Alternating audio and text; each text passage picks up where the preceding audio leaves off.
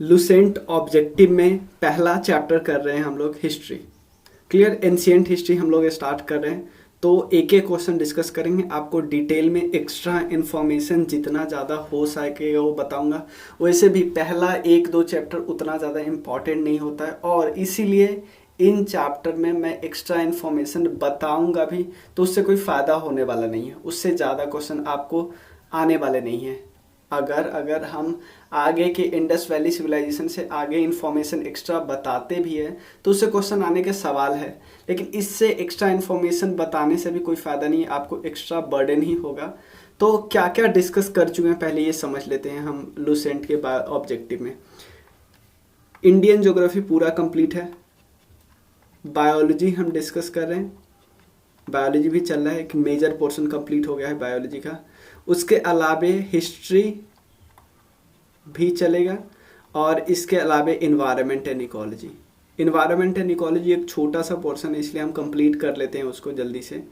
और उसके अलावा राकेश यादव सर के बुक में हम एंशिएंट हिस्ट्री कंप्लीट हो चुका है, मॉडर्न हिस्ट्री कंप्लीट हो चुका है, पॉलिटी कंप्लीट हो चुका है, केमिस्ट्री स्टार्ट हो गया। क्लियर, तो यहाँ बायोलॉजी यहाँ केमिस्ट्री दोनों साथ साथ अगर आप लोगे तो आप एक साथ बहुत सारे सब्जेक्ट को कर सकते हो। आप इस नंबर पे मैसेज करना। और ये सब्जेक्ट सब चुनने का मेन प्लान होता है क्योंकि एक हमारा सब्जेक्टिव में भी कोर्स चल रहा है, जैसे इसमें हम एंशिएंट हिस्ट्री करा रहे हैं, कंप्लीट हो गया, तो उसका हम ऑब्जेक्टिव करवा रहे हैं, क्योंकि यहाँ पे जो स्टूडेंट है वो ऑब्जेक्टिव में रिवाइज भी कर लेंगे, क्योंकि वो राकेश यादव सर के बुक में ऑलरेडी रिवाइज कर चुके हैं। उसके अलावा यहाँ पे हम ज्योग्राफी करवा रहे हैं, तो ज्योग्राफी अब हम इसके बाद करवाएंगे उस पर जो वर्ल्ड ज्योग्राफी है। वर्ल्ड ज्योग्राफी जैसे यहाँ पे कंप्लीट होगा उसके बाद वर्ल्ड ज्योग्राफी हम लुसेंट पे आ जाएंगे। यहाँ पे केमिस्ट्री भी चल रहा है और बायोलॉजी भी चल रहा है। ये तो कंप्लीट हो गया, ये तीनों कंटिन्यूअसली चल रहा है। तो यहाँ जो 3 सब्जेक्ट होगा उसका ऑब्जेक्टिव भी साथ साथ होगा, आप इसको भी ज्वाइन कर सकते हैं। इस नंबर पे मैसेज करना। चलिए शुरू कर रहे हैं। History is the study of, आसान क्वेश्चन है, हिस्ट्री किस चीज़ की स्टडी को बोलते हैं?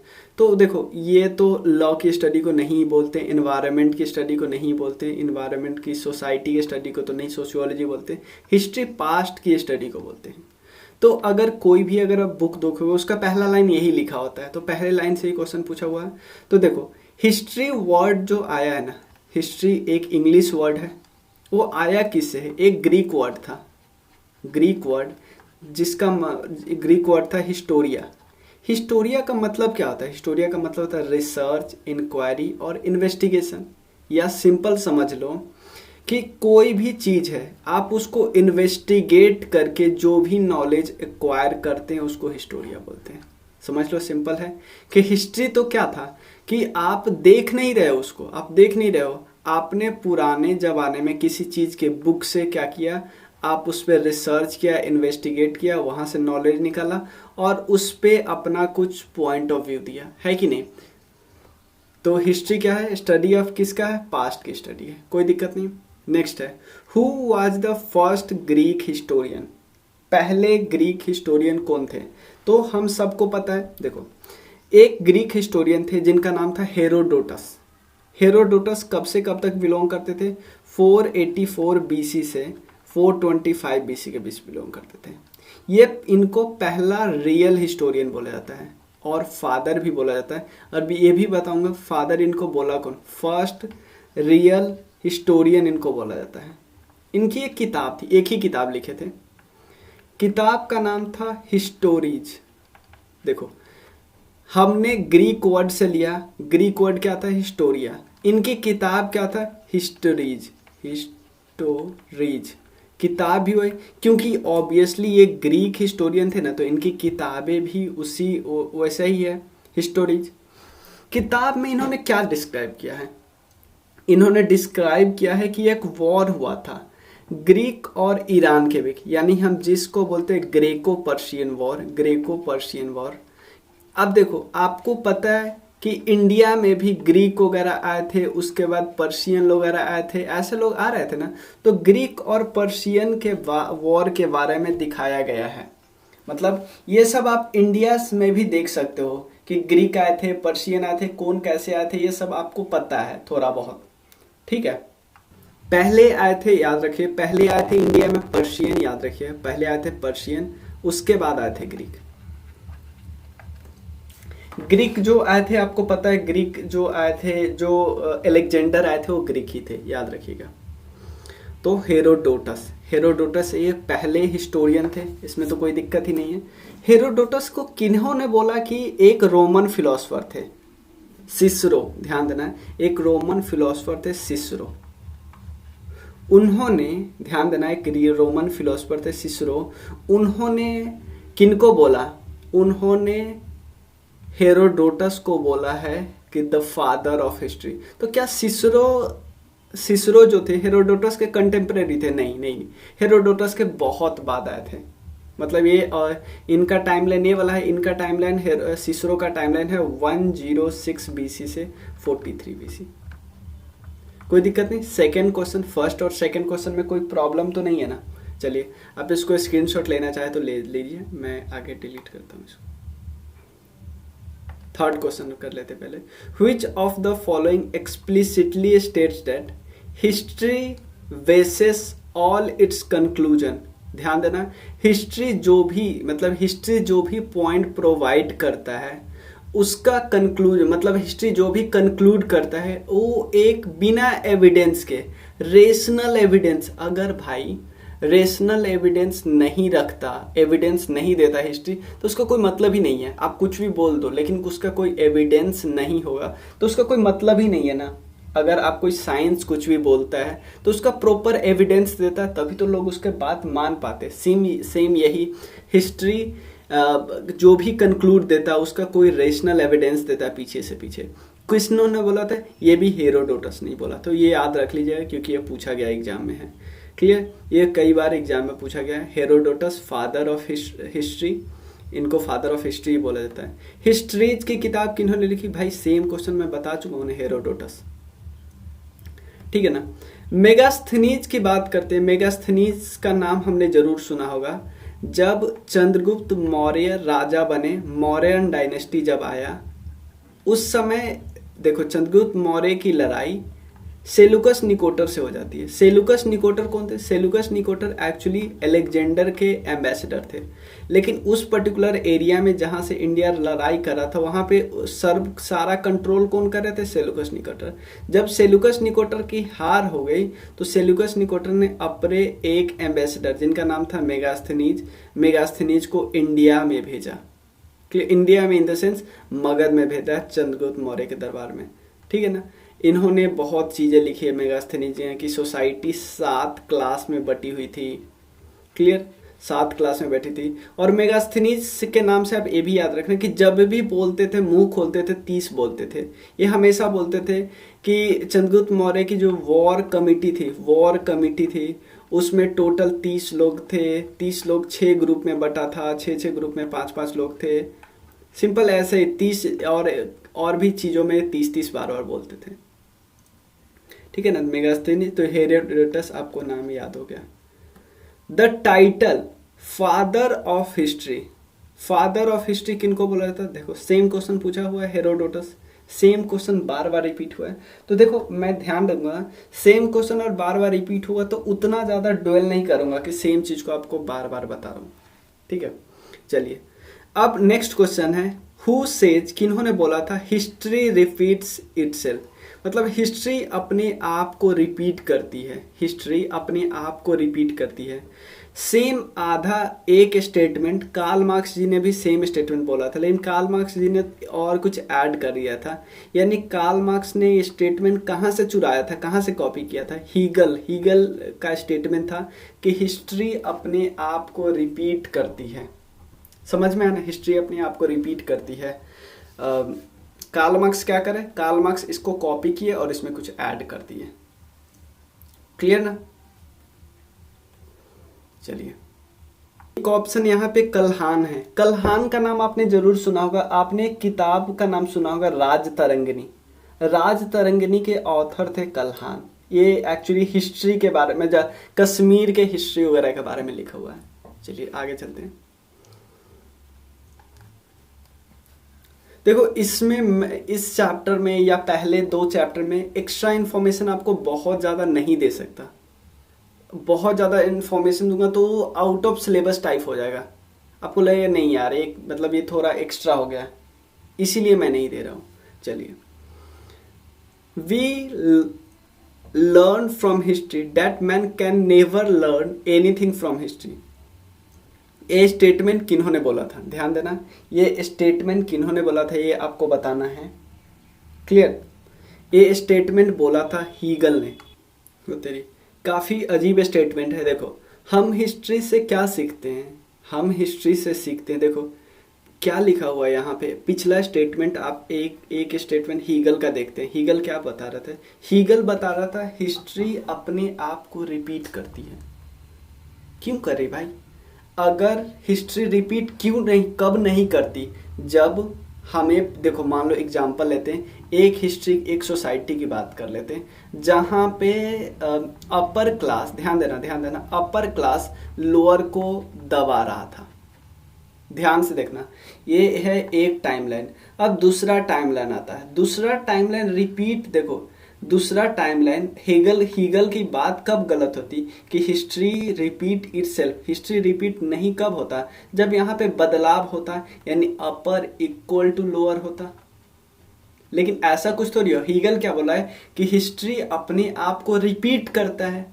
तो सेम हीगल पता है कितना खतरनाक बोले कि हम हिस्ट्री से यही सीखते हैं कि हिस्ट्री से कुछ लोग कुछ सीखना ही नहीं, यानी सिंपल है, हम हिस्ट्री से सीखते हैं कि आदमी कभी भी हिस्ट्री से कुछ सीख ही नहीं सकता। समझ में आना? यानी हमें जो चल रहा है चलने देते हैं, रिपीट हो रहा है रिपीट होने देते हैं। अगर हम सीख लेते तो भाई रिपीट थोड़ी होता ना। समझ में आना? कोई दिक्कत नहीं है ना। चलिए, काफी अच्छा स्टेटमेंट। इसके जस्ट बाद एक ऐसा स्टेटमेंट आया है कि all history is the history of class struggle. मतलब बहुत अच्छा लाइन बोल रहे हैं। पता है क्या कि हिस्ट्री हमेशा क्या है? हिस्ट्री है क्लास स्ट्रगल का। बहुत अच्छा। ये जैसे आपको कार्ल मार्क्स की थ्योरी पढ़े होइएगा तो आप बोलते हैं कि पहले एंशिएंट सोसाइटी एमओपी होता है। सिंपल है, समझो ना कि एक समय आपको फ्यूडल लॉर्ड्स के बारे में आपने सुना होगा। फ्यूडल लॉर्ड्स, फ्यूडल लॉर्ड्स में क्या होता था? एक तरफ फ्यूडल लॉर्ड्स होते थे, एक तरफ सर्फ होते थे। ये अपर होते थे, लोअर होते थे, बिल्कुल ठीक है ना। इससे पहले मान लो एग्जांपल है, ये मास्टर है, स्लेव है। अभी क्या है? कैपिटलिस्ट में एक मालिक है, कैपिटलिस्ट है, और एक है वर्कर। रिलेशनशिप तो वही है भाई। अभी भी मास्टर और स्लेव के बीच स्ट्रगल है, मतलब फ्यूडल लॉर्ड्स और सर्फ के बीच स्ट्रगल है, कैपिटलिस्ट और वर्कर के बीच स्ट्रगल है। तो भाई हिस्ट्री क्या कर रहा है? कुछ नहीं है भाई। हिस्ट्री ऑफ क्लास स्ट्रगल है। जैसे ही स्ट्रगल बहुत ज़्यादा बढ़ जाता है एक लिमिट के बाद, जैसे ही लगता है स्लेव को नहीं यार अब बर्दाश्त नहीं कर सकते, तो क्या करता है? इस हिस्ट्री को ब्रेक कर देता है, नया हिस्ट्री जन्म लेता है। लेकिन इस हिस्ट्री में भी इनको प्रॉब्लम ही है। फिर से जब प्रॉब्लम हो जाती है फिर से इस हिस्ट्री को ब्रेक कर देता है, नया हिस्ट्री आ जाता है। सिंपल है। तो किन्होंने बोला था? कार्ल मार्क्स ने बोला था। कोई दिक्कत नहीं। नेक्स्ट क्वेश्चन है 9th number question. Which of the following is which one among the following sum ups Marx view about history? Marks की व्यू क्या थी हिस्ट्री के बारे में? देखो इन्होंने क्या बोला, history is a record of the war between various people. नहीं, ये नहीं था। History is a succession of A struggle between oppressor and the oppressed class. भाई यही तो है, क्लास स्ट्रगल में अपर क्लास लोअर क्लास को दबा रहा है। यानी जो अपर क्लास है वो क्या है? ऑपरेसर है, वो ऑपरेस कर रहा है भाई, वो खतरनाक इंसान है। लेकिन जो ऑपरेस्ड क्लास है, जो दब रहा है बेचारा, वो तो यही तो हो रहा है ना, ठीक है ना, यही तो बोल रहा है ना। यानी आप इसको और इस स्टेटमेंट को बस क्या किया, बस रीअरेंज किया और कुछ नहीं। ये क्वेश्चन देखो एग्जाम में हुआ है, ठीक है, कोई दिक्कत नहीं। नेक्स्ट है 10th नंबर क्वेश्चन है, Karl Marx explain the process of class struggle with the help of which of the following theory. किस थ्योरी से क्लास स्ट्रगल को बताते हैं? क्या बताते हैं?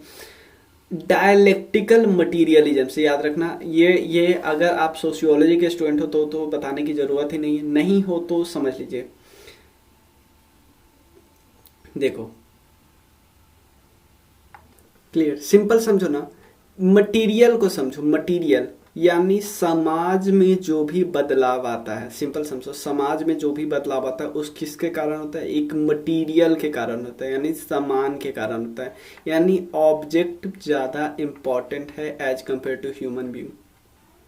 ठीक है ना, तो सिंपल समझो, जिसके पास ज़्यादा ऑब्जेक्ट आ गया, सामान आ गया, वो ज़्यादा पावरफुल हो गया, तभी तो जिसके पास ऑब्जेक्ट है यानी मटेरियल है, तो जिसके पास मटेरियल है पावरफुल, पावरफुल है तो दूसरे जिसके पास मटेरियल नहीं है उस पर दबाएगा तो क्लास स्ट्रगल होगा। यही बात करते हैं, ये बोलते हैं एक प्रोसेस है, वो हमेशा चलता रहेगा। समझ में ना। हिस्ट्री क्या है, history is a past politics, ध्यान देना, हिस्ट्री एक पास्ट पॉलिटिक्स है और पॉलिटिक्स क्या है, प्रेजेंट हिस्ट्री है। इन्होंने आधा लाइन दिया है, किसका स्टेटमेंट है यानी किसका व्यू है, ये पॉइंट किसका व्यू है, ये है सीले की व्यू है, सीले। ठीक है ना, सीले ने बोला था कि हिस्ट्री क्या है, कुछ नहीं है, आप पुराने जमाने में जो चल रहा था उसी को तो आप लिख रहे हो, उसी को तो पढ़ रहे हो, बस कुछ नहीं। लेकिन पॉलिटिक्स क्या है, इसको हम प्रेजेंट हिस्ट्री बोल सकते हो। नेक्स्ट है, आपको लिस्ट का मतलब मिलान करना है। अब देखिए कौन सा बहुत आसान है, कौन सा है जो बहुत आसान है। देखो ये क्वेश्चन आप बहुत डिटेल में करोगे तो ही, ऐसे ऐसे क्वेश्चन को आप इवन छोड़ भी सकते हो अगर, क्योंकि आप देखो नॉर्मल हिस्ट्री में ऐसे ऐसे वर्ड नहीं मिलेगा। इवन अगर आप लुसेंट वगैरह भी करते हो या क्राउन पब्लिकेशन भी करते हो, ऐसे क्वेश्चन नहीं मिलेंगे। तो ये आप देख रहे हो एक स्पेसिफिक एग्जाम में पूछा गया है, क्लियर। तो इसको मैं बता देता हूँ इसका कौन सा आंसर है, मैं इसको डिटेल में नहीं बता सकता, क्लियर, क्योंकि ऐसा डिटेल में आता नहीं है। आपको एक क्वेश्चन कभी कभार ऐसा पूछे जाएंगे, उस पर हम बहुत ज़्यादा टाइम नहीं दे सकते ना। जो क्वेश्चन बार बार रिपीट हो रहा है, जैसे जैसे क्वेश्चन, उस पर हम ज़्यादा फोकस कर सकते हैं, ऐसे क्वेश्चन को हम नहीं देखेंगे। जैसे देखो सबसे पहले ये जो ये है बरी, ये जो किताबें लिखे थे, इन्होंने बोला था history is herself simply a science no less no more. Simple याद रख लेना, मतलब ऐसे चीज़ को प्लीज याद ही रख लो कि हिस्ट्री क्या है, हिस्ट्री साइंस ही है, साइंस से बिल्कुल कम नहीं है। ये बंदा तो एकदम खतरनाक है। उसके अलावा कोलिंग वुड, कोलिंग वुड क्या बोलता है, कोलिंग वुड बोलता है all history is history of thought. History क्या है, हिस्ट्री ऑफ थॉट है, यानी ए ऑप्शन करेक्ट है, क्लियर। उसके अलावा आप देखिए ओ शॉर्ट क्या बोलते थे, ओ शॉर्ट बोलते हैं क्या, the fact is the past is history is varies from the present, मतलब पास्ट क्या वेरी करता है प्रेजेंट से। उसके बाद ट्रेविलियन, ये क्या बोलते थे इन्होंने क्या बोला, इन्होंने बोला the value of history is not scientific, it value is educational, मतलब ऐसा नहीं है साइंटिफिक नहीं है, आप एजुकेशन, इसकी वैल्यू जो एजुकेशनल, समझने लायक है, समझ सकते हो। नेक्स्ट है 13 नंबर क्वेश्चन है, किन्होंने बोला था कि हिस्ट्री एक अनएंडिंग डायलॉग है, ध्यान देना, अनएंडिंग डायलॉग है बिटवीन प्रेजेंट एंड पास्ट। इन्होंने बोला था, ये ब्रिटिश के एक हिस्टोरियन थे E.H. कैर, ब्रिटिश के एक हिस्टोरियन थे E.H. कैर, इन्होंने बोला था, क्लियर है ना। ये आज मतलब कुछ समय पहले के थे, इनका 1982 में डेथ हो गया, मतलब ये आजकल के ये है, ठीक है ना। नेक्स्ट है BC का यूज होता है, देखो जब भी हम बात करते हैं, जैसे हम 0 बात करते हैं, इधर हम बात करते हैं AD और इधर बात करते हैं BC। BC को हम बोलते हैं बिफोर क्राइस्ट, बिफोर क्राइस्ट मतलब क्राइस्ट के जन्म से पहले, क्लियर। और AC को हम बोलते हैं एनाडोमी, क्लियर। AC को हम क्या बोलते हैं, AC को हम क्या बोलते हैं एनोडोमिनी, क्लियर, एनोडोमिनी।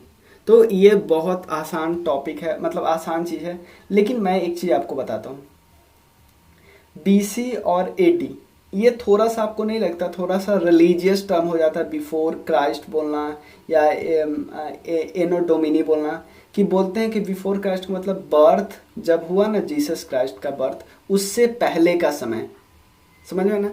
सिंपल समझो ना, जीसस क्राइस्ट का बर्थ 0 मान ले, उसको हम मान लेंगे कि उस समय हमारा कैलेंडर स्टार्ट हुआ, उसके बाद को हम मानेंगे कि हाँ इसी समय से कैलेंडर स्टार्ट हुआ, इससे पहले कुछ था ही नहीं।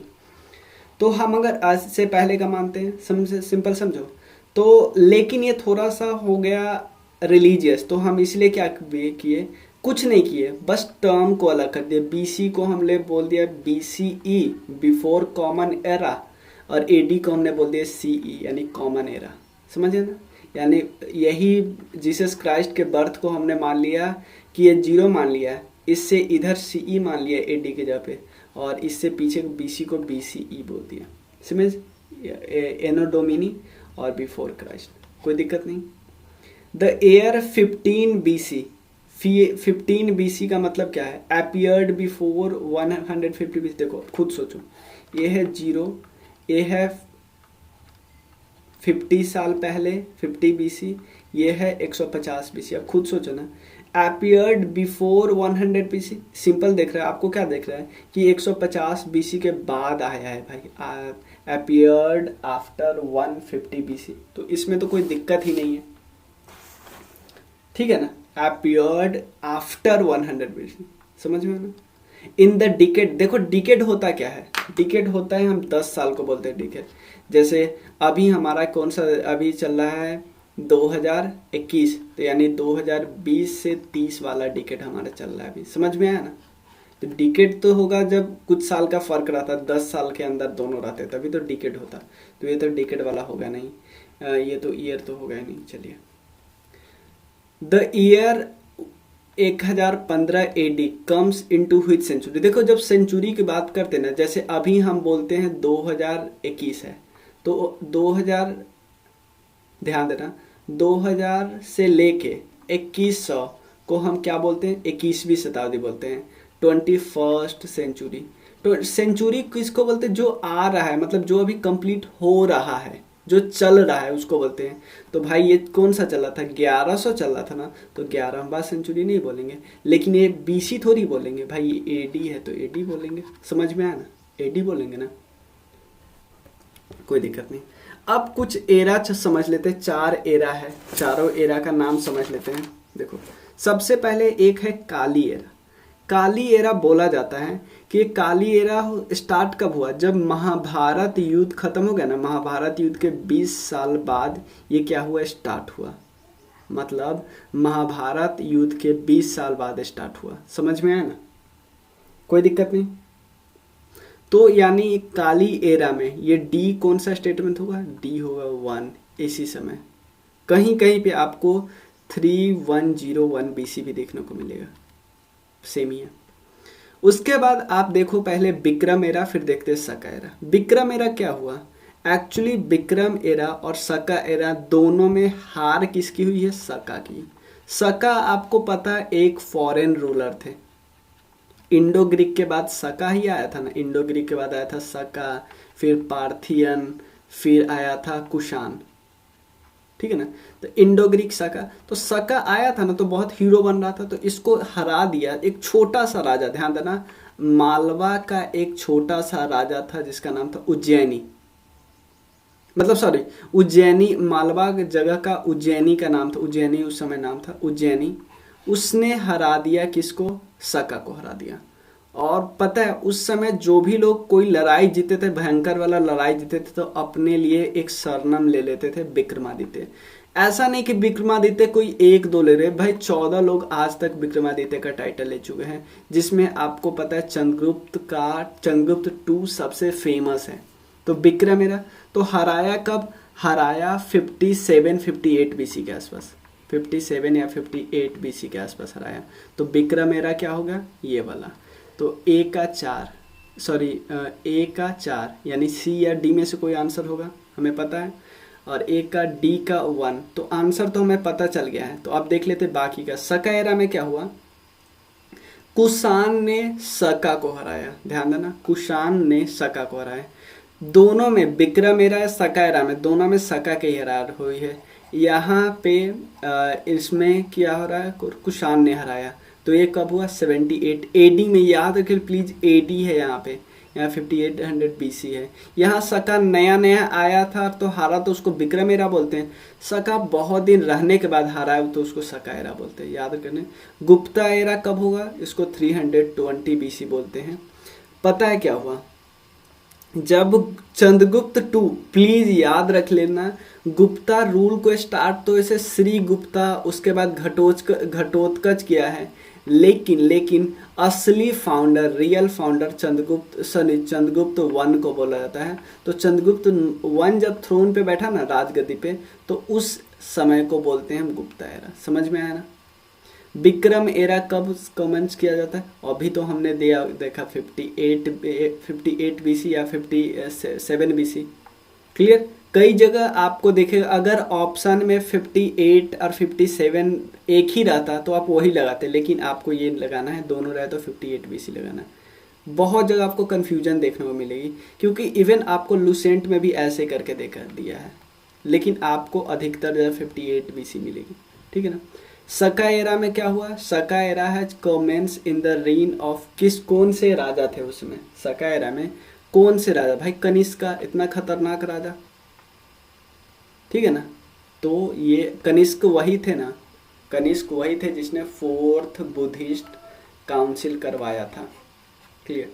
आप एक चीज़ हमें बता देना कि आपको कैसा लगा क्लास, और आप में से जो ज्वाइन करना चाहते हो वो इस नंबर पे कॉल करके ज्वाइन कर लेना। क्लियर। और ज़्यादा फ़ी नहीं है, इसके बाद भी आपको कोई दिक्कत लगे तो आप मुझे बताना, कोई भी दिक्कत हो प्लीज़ बताना। चलिए, थैंक यू सो मच।